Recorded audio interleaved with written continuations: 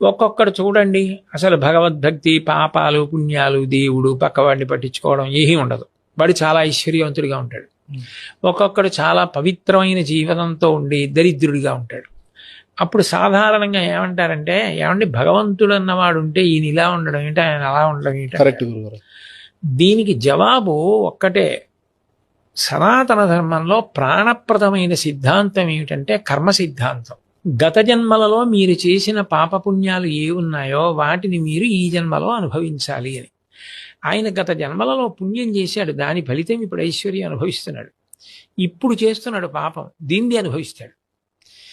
ఆయన గత జన్మలో పాపం ఇప్పుడు పూర్తి చేసేసుకుంటున్నాడు, అయినా ఇప్పుడు పవిత్ర జీవనం పొందున్నాడు. అందుకని దీని ఫలితం ఉత్తర జన్మల్లో పొందుతాడు. అప్పుడు ఆయనకి హెచ్చరిక, ఈయనకి భుజం మీద చెయ్యి పెట్టి అభినందించి అదే పవిత్ర మార్గంలో వెళ్ళడానికి తోడ్పాటు.